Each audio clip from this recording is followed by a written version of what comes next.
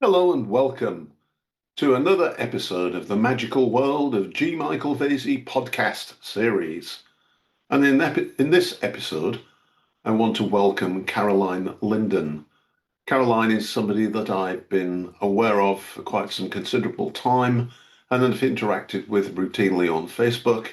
And she's also provided me with one or two astrological insights that prove to be remarkably accurate. So let's get started by asking Caroline a question. How did you get interested in astrology and all of that stuff? Here we go. Oh, I've always been fascinated by people, and I've always been quite driven by like self-reflection. So anywhere that you can kind of look at yourself more in depth, there's always been a real draw for me. So even as a teenager, anything about astrology, even all those kind of pop things you get in magazines, I would just churn through them all. And I can get quite obsessive about things. So anything where there's like personality things, I love all of that. Right. Yeah. And how did you learn? So I was always kind of interested in astrology, but there was like some kind of block for me for astrology. And then was it maybe was it 3 years now? I'd done a course with a lady who was self-taught in astrology. And it just kind of opened everything up for me. So instead of just seeing lists and seeing expressions of different planets and signs, then I could then see the full picture. And now I'm able to just look at a chart and see the picture rather than kind of breaking it up and breaking it apart. So that was really useful for me. What course was it? I mean, is it a specific type of astrology? Because I know there are various different types, right? It was very general, to be honest. So I would kind of class it more as a beginner's course. There's all these different branches of astrology that you can go down. But for me, it was more that kind of general introduction course, and then let me make my own choice. I'm very like that. I don't want to be directed by other people. But yeah, no, you'll find that there is a lot of astrologers who have a chosen path and they can't see out of that path. Hmm. So there was a bit of, that Hellenistic type astrology, but I would never class myself as a Hellenistic astrologer because Right. there's a lot of kind of modern astrology that is relevant and people have done loads of research into it. So it's you have to be able to look at it with fresh eyes and um, not blind yourself by being, one um, having one focus, I think. Mm. I mean, I was always interested in astrology, but never could quite. I don't have the discipline for it, I guess. Yeah. And by the time you've gone through like memorizing the Tree of Life and the Kabbalah and all that nonsense, then it's like, okay, fine. I get the general drift. And I Yeah. remember being on a train actually it was from Aberdeen to London when I was working for BP, Mhm. reading some big article in one of the Sunday papers about some statistical study that had been done that found some degree of correlation between sun signs and personality. Yeah. Yeah. And being fascinated by that and thinking, oh, I should look into astrology, but I never have. It's like tarot. I mean, I like tarot. I use tarot sort of from a meditational perspective, Hmm. but I can't read tarot cards for toffee. No, I struggle with tarot as well. I really do struggle with like the Rider Waite deck. It just doesn't make. I look at it and like other people will say this is the definition of this card, and I'm going, but that doesn't look like that. I don't understand.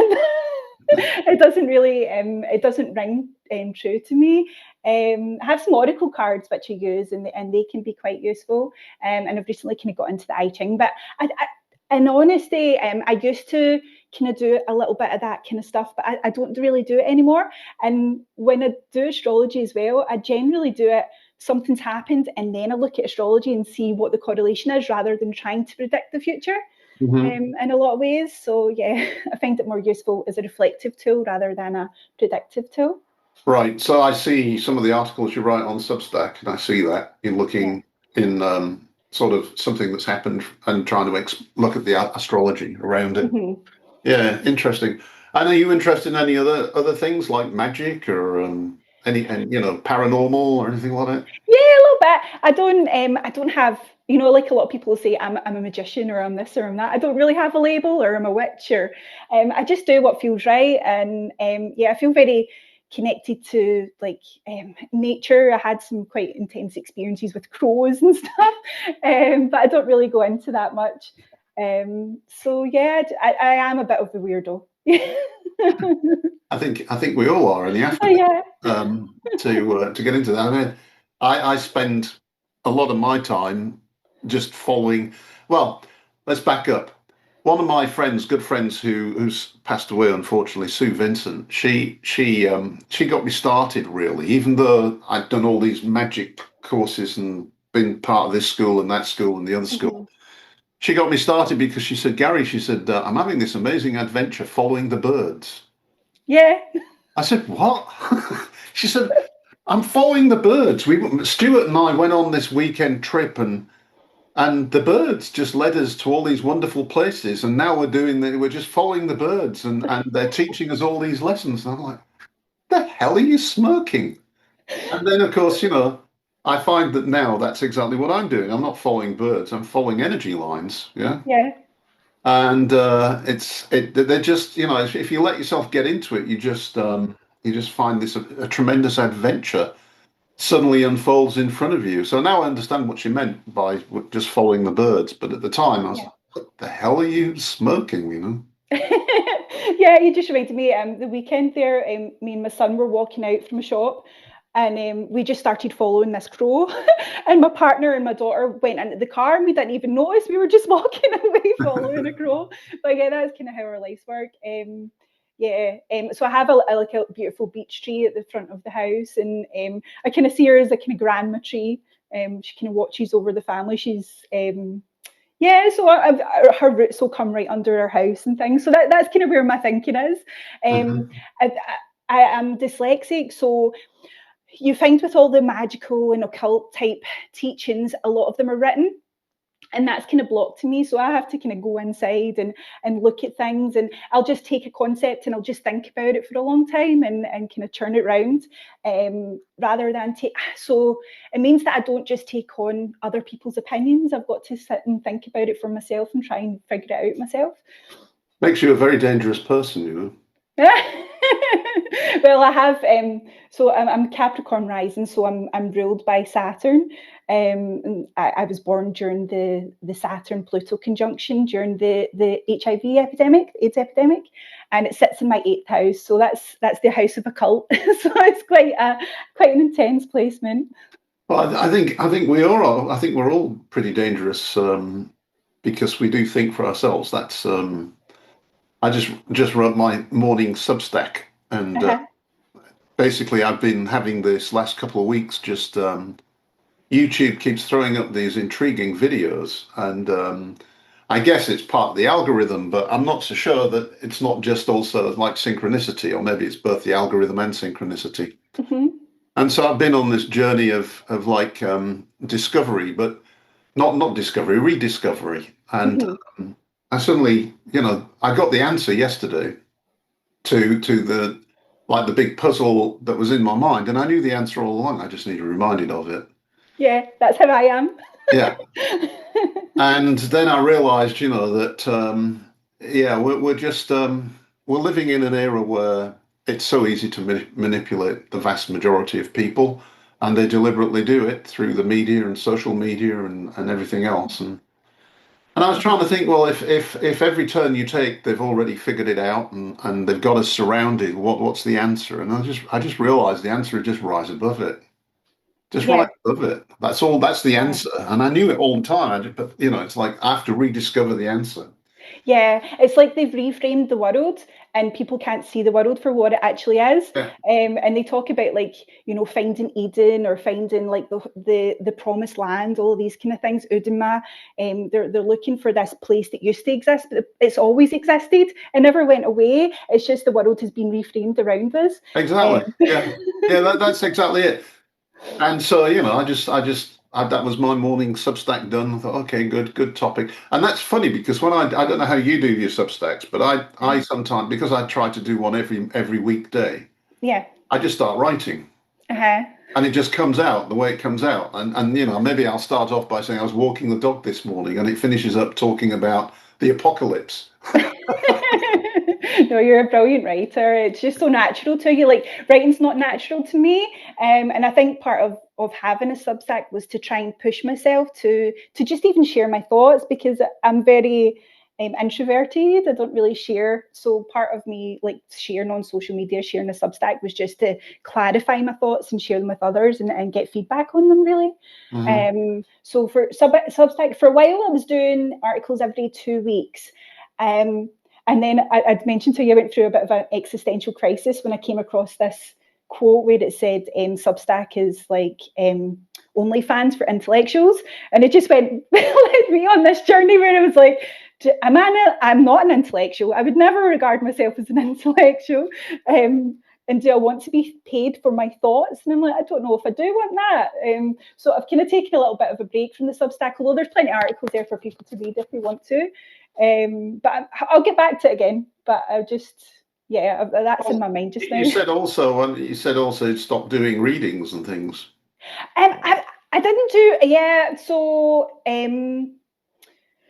know I'm not very good at this business thing, am I?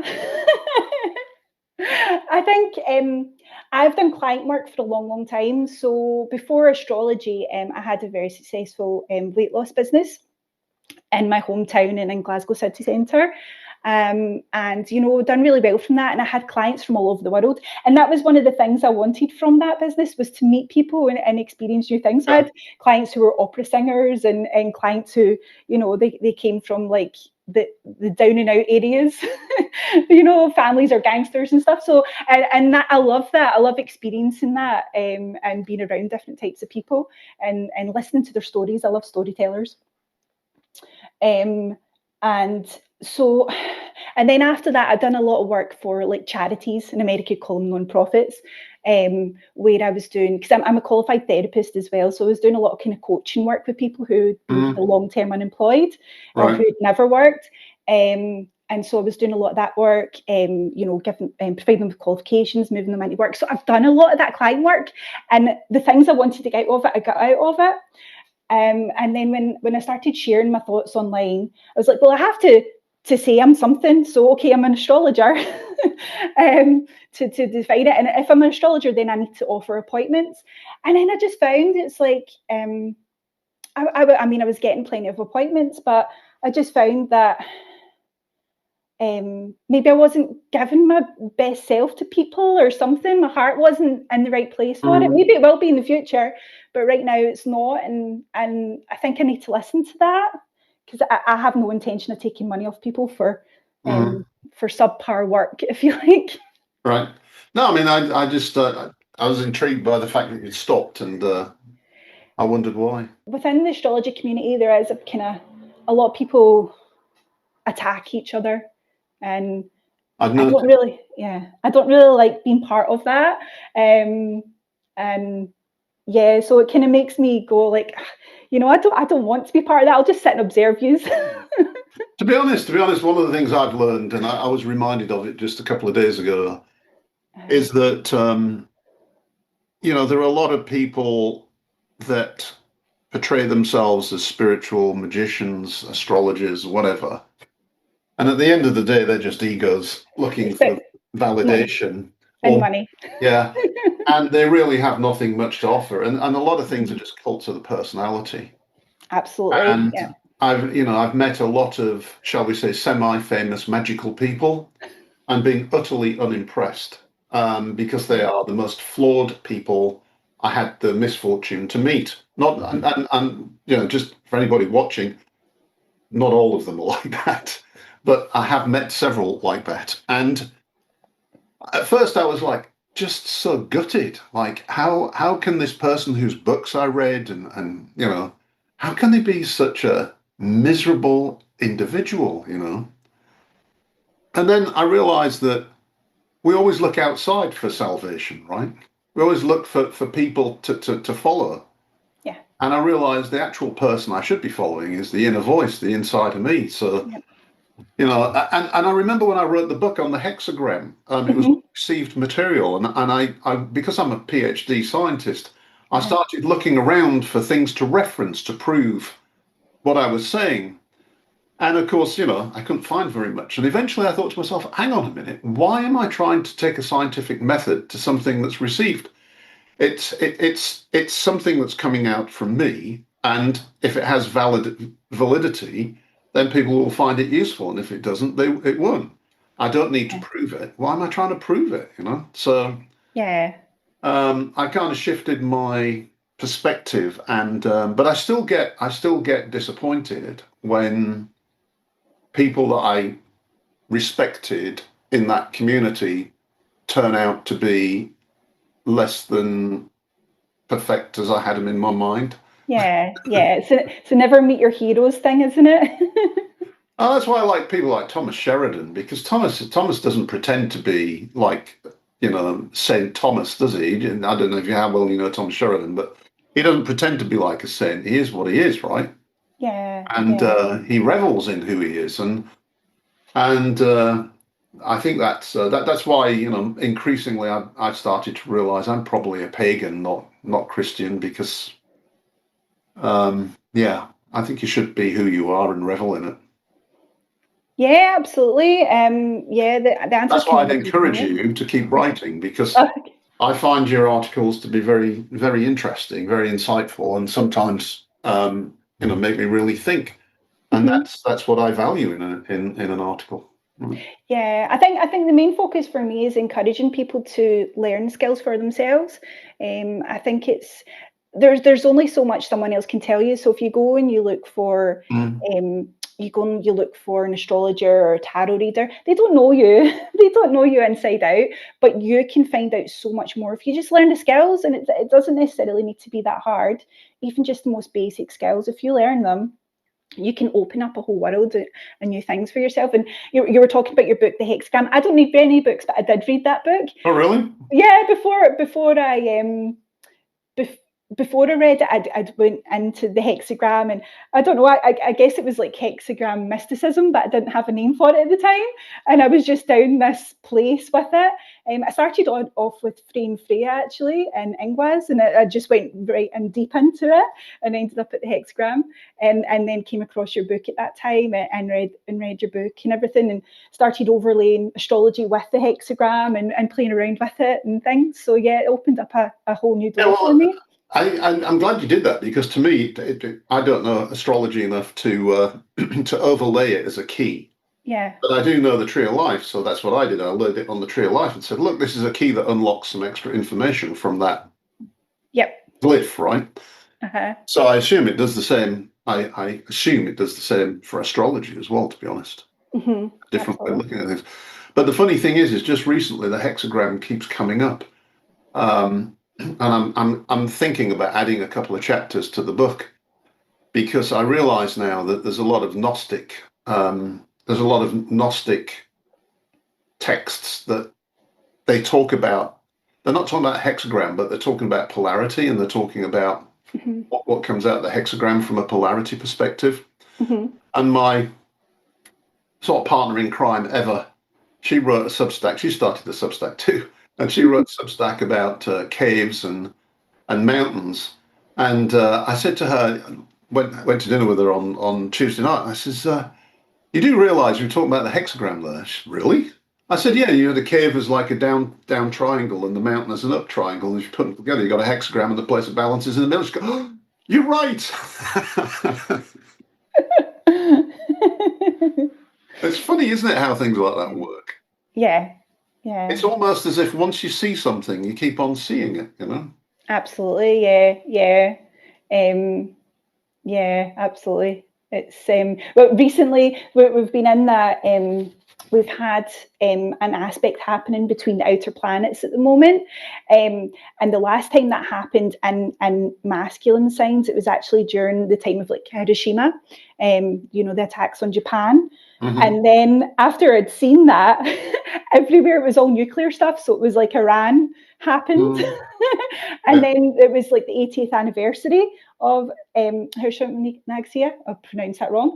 And it was just everywhere, it was plastered everywhere. And it was like that, just reflecting out. Yeah. Yeah.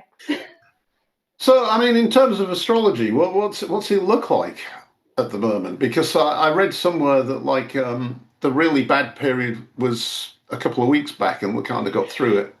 Yeah, so yeah, I think people have been waiting for this time for a long time. So like the 2025, 2026, been waiting for a long time, because it wasn't just astrologers that were looking at this time. We had like economic forecasters like Martin Armstrong. He's been really, specific about this time period for a long time. So it's been coming up for a lot of people. I think even Alice Bailey said 2025 was like a significant period. So there's a lot of people that were talking about it. So yeah, we have been through a lot of kind of tough aspects.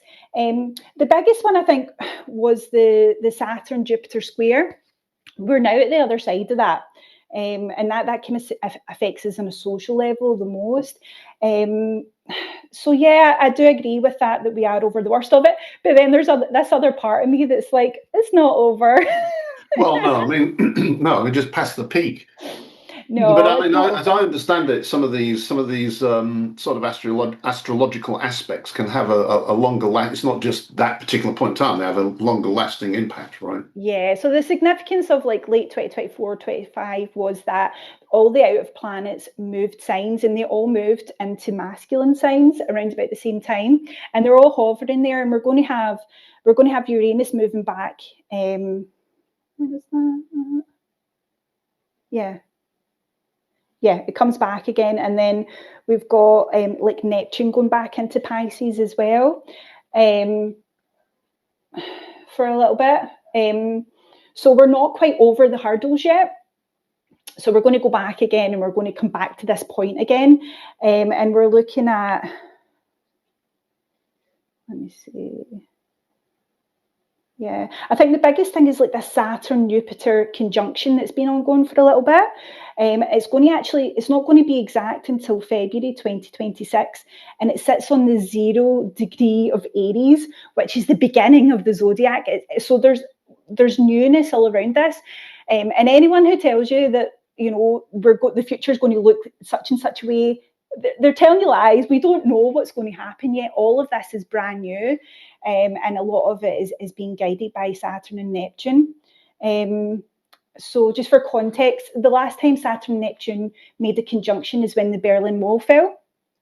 So it can be like a destruction of boundaries, or it can be a re-establishment of boundaries, or a changing of boundaries. So we're going to see that in places like Ukraine. So we're absolutely going to see that border move, and we know that.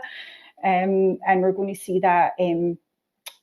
What else is happening just now? Yeah, but Israel and Gaza, those borders are going to have to move or change in some way. Yeah. I understood also that I mean I've talked to quite a few astrologers on this podcast actually. At least I think you're probably the fourth or fifth. But one of them in particular, she's very famous, and she has a YouTube channel with thousands of followers. And she talks about like this is a time of like unveiling or being confronted with the reality of what reality is.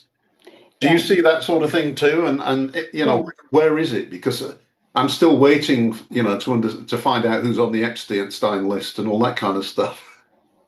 Yeah. So it can be both. So that's Saturn, Neptune. So Saturn is like grounded, real world stuff, and Neptune is just like mystical, out there kind of stuff. So what happened was that Neptune was traveling through Pisces, which Neptune's very happy in Pisces. That's where Neptune likes to be. So he had free reign to do whatever he wanted, and he destroyed boundaries. And we've seen that in things like what is a woman. So there was no boundary there between male and female anymore. So that really was where we could see that really clearly. But then Saturn started catching up on Neptune at the end of Pisces, and Saturn's like, what have you been doing? What are you up to? And it started trying to repair it.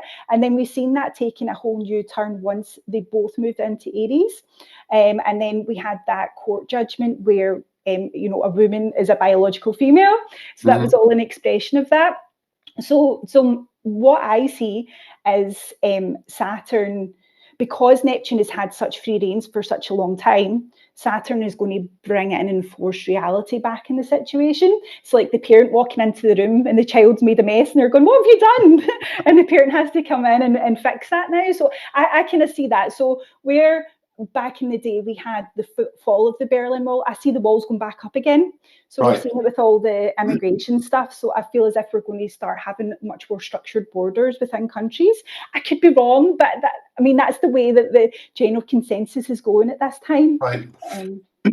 Yeah, I mean, it's. I was hoping that more people would begin to see behind the scenes, that we live in a scripted movie and it's all scripted narrative and you're all being manipulated and played.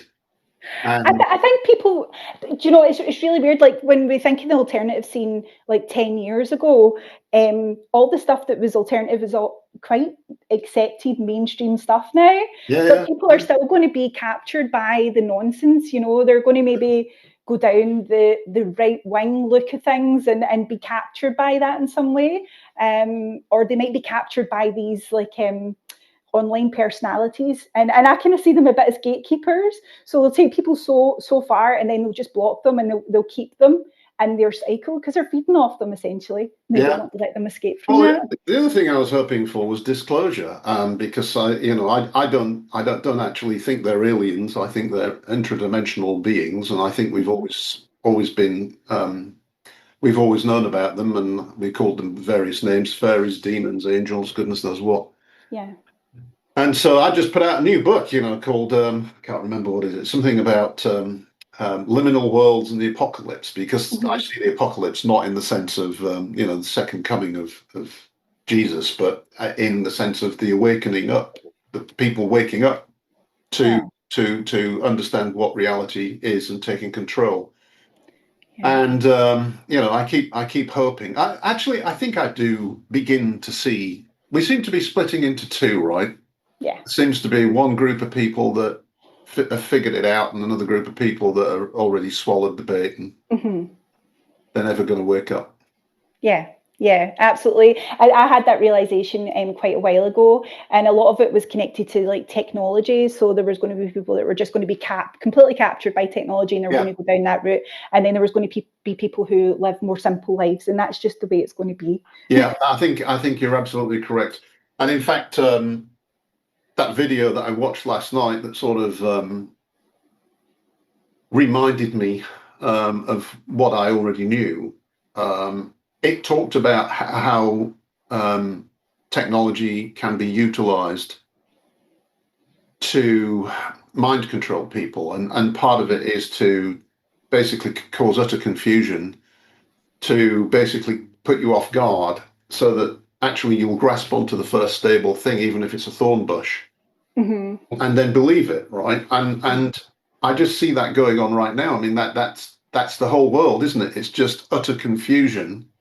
Yeah. And the end result is people who are totally confused and allow themselves to be sucked in are going to grab on, and they're going to grab on to central authority.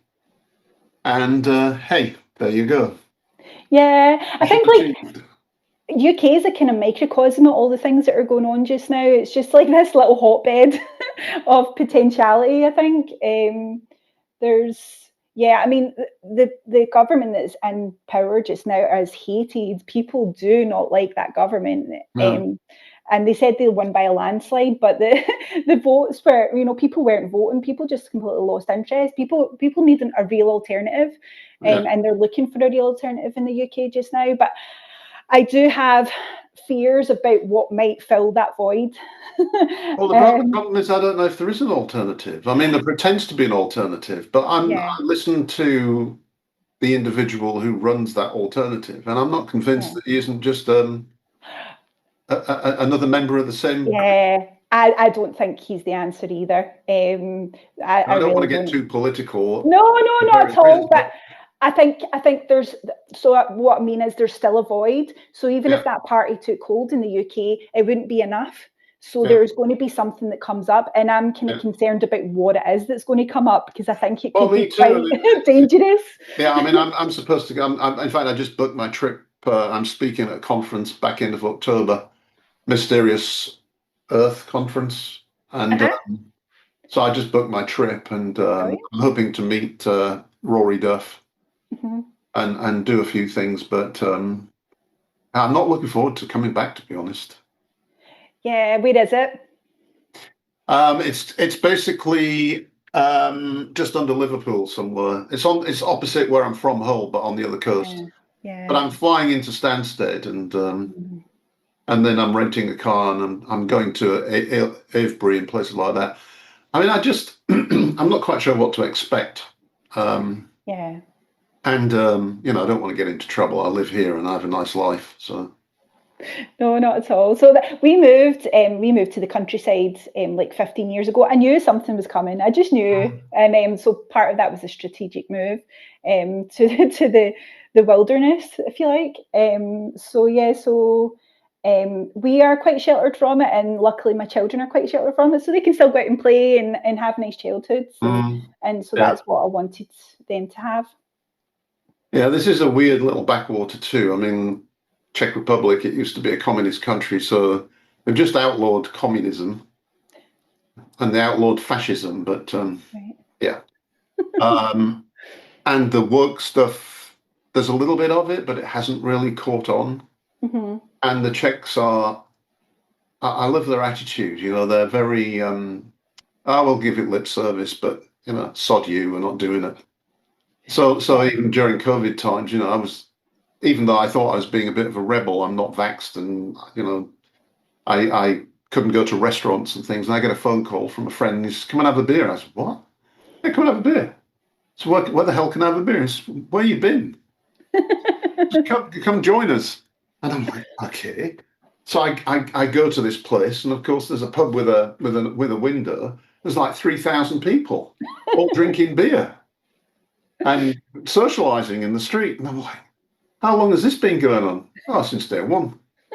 I said, what about the police? The police are there. Yeah. No, we didn't really notice much of it, and we were. Do you remember they brought in that like tiered system, and we were Yeah, like the lower tier most of the time, so it just felt really normal here. yeah. It was Oh no, very weird. I grew my hair Yeah, like longer than yours, and because I couldn't go to the hairdresser, I mean, and I just, yeah. But thank God I made the decisions I made, yeah, proven yeah. to be correct. Yeah, I think we're at the other side of a lot of that stuff now. So like the woke and stuff, I feel as if we're at the other side. We're going to have a little rise of that. So we've got Neptune going back into Pisces. So that's going to rise up again. There's going to be, so Mm. like the stuff around, women being biological women, that's going to come back up again. So maybe there's going to be another court case looking at that again. But I really, once we go back again into Aries, that's going to pass again. And we're going to have a bit more sanity. Let's But see. I just talk about natural law, and this is all part of the transhumanist agenda. Hmm. But it's for me, it's all about natural law. Yeah. And if you go against natural law, you're basically cutting yourself off from source. And if you cut yourself off from source, then you're finished. Sorry, you are. You Yeah. have no energy or sustenance. I wrote a Substack about that just last week, I think. Mhm. And so, and you look at people that have bought into this, and they look dead. They look drained. And it's because they've cut themselves off from the source of energy, which is because they've gone against natural law. You can't go against natural law and not have consequence. Yeah. So, I mean, in a sense, I think we're going to split into two groups of people: the people that will merge with technology and the people that go back to nature. I'll be in the latter group, as will you, by the sounds of it. But I don't see much of a future for the people that go with the tech because they're cutting themselves off from their Yeah. source. They're cutting themselves off from God, if you want to really make But it very simple. I don't believe the tech's going to have the impact that people think it's going to have anyway. So, Um, and that's controversial in itself. I know a lot of people think that no, I they're agree quite with you. scared about what's coming, but I honestly think it's a bubble. I think it's like the dot-com bubble, or I but agree with you. yeah. Absolutely, absolutely agree with you. I mean, AI, right? They call it artificial intelligence. Uh-huh. Nothing intelligent about it. I mean, the Chat GPT and stuff like that is pure plagiarism. There's all kinds of legal and governance issues around it that people haven't really given much thought to and will have to because there'll be all kinds of lawsuits. And it's basically, again, another Substack I wrote. AI, people think it's like infallible, like the Pope. So it's going to become the new BBC, the new source of information. And people are going to think that this is correct information. What they forget is that AI is trained and trained by humans.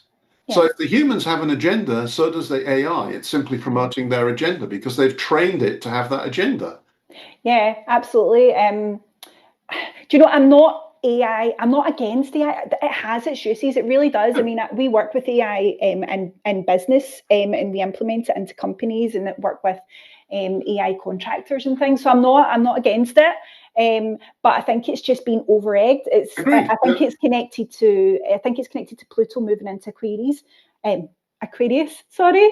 And it's so Pluto is about fears, what you fear. Aquarius is new technology. So it's this overdone fear of new technology, and it really did rise up just as it moved into Aquarius. But I really don't think I don't think it's going to have the impact that people think it's going to have. And yeah, and another thing, this is my own thing about. So I'm dyslexic, and dyslexic people are quite creative thinkers. And a lot of the development of AI was at MIT, which is quite interesting. And MIT is known as like dyslexia there is known as like the MIT disease because they look for dyslexics, they look for that creative thinking. And you see that creative thinking within AI. And that's where the what do they call them? Hallucinations come from. That's what creative thinkers do, though, because they try and Yeah. recognize patterns and link things together, and they make mistakes. And Yeah. that's exactly what AI is doing. So Yeah. I find all of that really interesting. Yeah. No, that is interesting. No, I think you're right. It's a bit like in my profession, about when was it? 10 years ago, maybe it was all blockchain.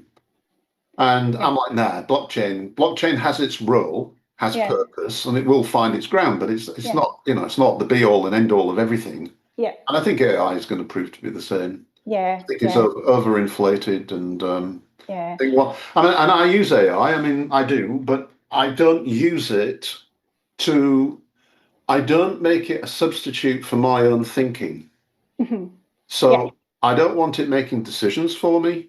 But when I'm doing if you were a client of mine and I'm going to write an article based on this, I'd have an AI recorder running, and it Hmm. would come back and give me like a transcript and also Yep. like a summary. Yep. And that's really useful because I don't Yeah. have to write notes that I can't read afterwards. I'm a PhD. Absolutely. So like most doctors, I can't read my own handwriting, and nobody else Yeah. can. Yeah. So the AI agents are kind of where they're going in the real world. Yeah. And they're basically going to provide bridges for different, they're like servitors, like in magical Yeah. thinking. That's essentially what they are. Yeah. They're digital servitors. So they go and they do things for you. But if you watch the tech kind of bro videos and things, they imagine a world where people are going to wear glasses that have AI in them. They're just going to tell the glasses what to do. They're going to go and do it. People are not going to give up phones. People love phones. They love having that tactile thing that they can play with in their hands. They're not going to give up that. Mm. So I don't see it moving into glasses and then into brains. I don't see that happening. I don't think people will give up something to play with. Yeah. Yeah, one big thing about AI is the data centers. So they have this huge Yeah. data center problems, and it's like what like Elon Musk done his like I was giga, just about to say the same thing. Yeah. and the pollution that is causing, it's making people. Is it Memphis in America and Texas, and it's making people ill there, because he's using generators that are just throwing out loads of pollution, Mm. and it uses massive amounts of water and things like that. So all the environmentalists being pro Well, this technology is strange. It's very weird. yeah, you've got. I mean, this is my bit. This is the business I'm in, right? Commodities and energy, and so it just amuses me that what people are trying to push for renewables, and Mhm. they're already beginning to realise that renewables require stable baseload, which means either nuclear or fossil fuels. Otherwise, you're going to have intermittent power supply, and people don't want that because they're not used to blackouts and brownouts happening. If Mhm. the wind doesn't blow and the sun doesn't shine, then you're screwed. And batteries aren't really the problem because because they don't really last, and they have issues of their own, and so on and Uh-huh. so forth. And then all of a sudden, they want to build all these bloody data centers that suck at 3 times more energy than humans do. Yeah. And they think that this is going to be generated by renewables. Yeah. Yeah. It's me? What? It's crazy. And do you know, there's part of me, like the whole Bill Gates thing coming out with, so we're going to now use geoengineering in the UK. They've officially announced it now. And I'm like, is that to do with the data centers? Is that to keep the UK a few degrees cooler so that they can more efficiently run their data centers? I mean, I wouldn't put it beyond the realms of possibilities. No, I mean, I think you'll see I think you'll see some change narrative because of it. Yeah, around renewables and stuff. Because I'm sorry, renewables are great, good idea, and great as a supplement, but they're never going to power everything. Especially if you're building data centers and at the same time telling everybody you've got to have an electric vehicle. Yeah. And it's amazing to me that I look at, as an analyst, I look at the EU forecasts. And one side of the EU plainly doesn't look at what the other side is saying, because on the one hand, they're trying to get everybody to go to electric cars. And on the other hand, they're doing forecasts of shortfalls of power. And they're not including electric cars even in the calculation. I don't think they want us to travel. I think they're going to, I agree with you. They're going to wipe out the combustion engine because they've got the electric powered cars, and then the electric powered cars aren't going to do what they're going to do, and they're going to go, oh well, you can't travel anymore. You're going to do something with that. Well, they can. I will travel when I want to. Yes, I have just bought a new camper van, so that's my future. Nice. And I'll be somewhere. And I mean, if I have to put a pack on my back and walk, I will. And, I'm not going to sit here. I don't want to be trapped in some bloody, city. No, not for me. Sorry. Thanks for taking the time. If people want to know a little bit more or read your Substack, how do they do it? So just search for the Saturn Seminary, or look for me online. So it's Caroline Lindon, and you'll find me there. You can sign up. Sounds good. All right. Thanks a lot. Thank you.